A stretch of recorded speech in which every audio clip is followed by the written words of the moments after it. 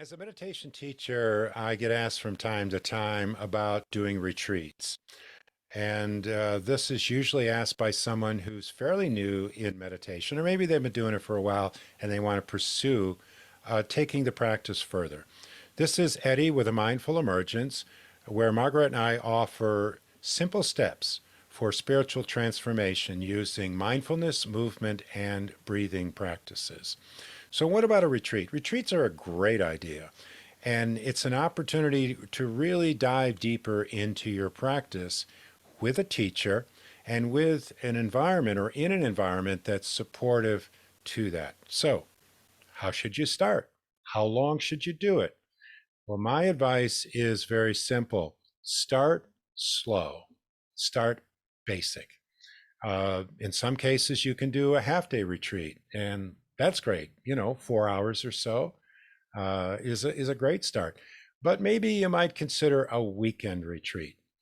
There's a place near here in Asheville called Southern Dharma Retreat Center. I've done either 12 or 13 retreats there, and they frequently have very short weekend retreats where you show up on a Friday. So you do Friday night, all day Saturday, and Sunday, and you leave sometime, usually early or mid Sunday afternoon. And it's a nice way to really start doing retreat experience. And in these particular retreats, the container is fairly loose in that you may be asked to do silence, practice silence for quite a bit of it, but typically they're giving talks. There may be a group setup, and it's a way to ease your way in without having to drop into the deep end of the pool, so to speak. And what would the deep end of the pool look like? Well, it would look like a Goenka 10-day Vipassana retreat, which I have done. I did it in Jessup, Georgia, which is the closest of the Goenka retreat centers to Asheville, and I had an amazing experience. But I got to tell you, I'm glad I had a lot of retreats underneath my belt when I went there because it's very intense. The container is very tight. It's a silent retreat, and I mean silent.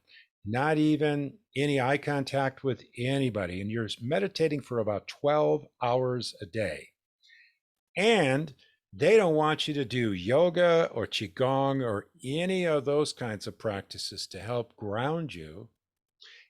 They don't want you to journal, which could be very helpful to sort of unpack and process a lot of this material that's coming up, because stuff is going to come up.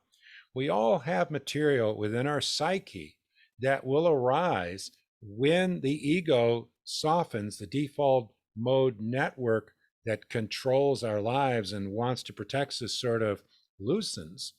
And this material is going to come up. And this is important that we can work with this. And by the way, this process of this material coming up in an intense meditation retreat also happens when you're doing plant medicine or breath work. That's a whole nother conversation. But with all of these, we need to feel safe and we need to be supported.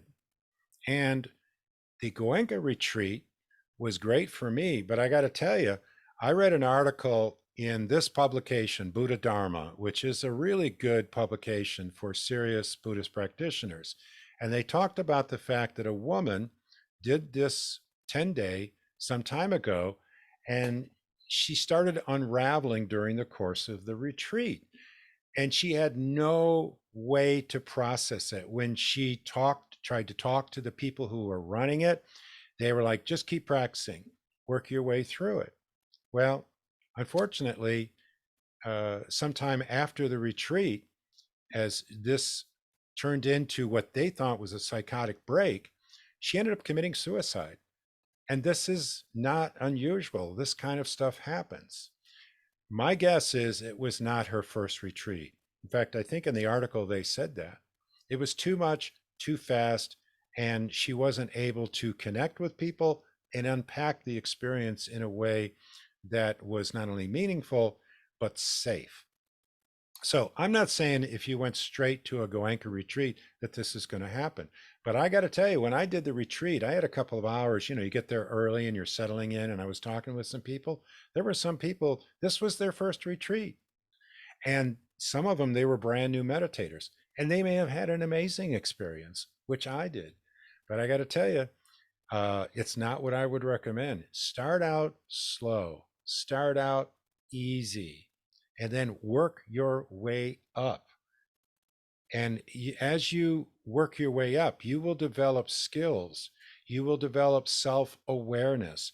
You'll be more attuned to your body, more attuned to the energy, more attuned to the thoughts and how your mind works, and better able to manage this.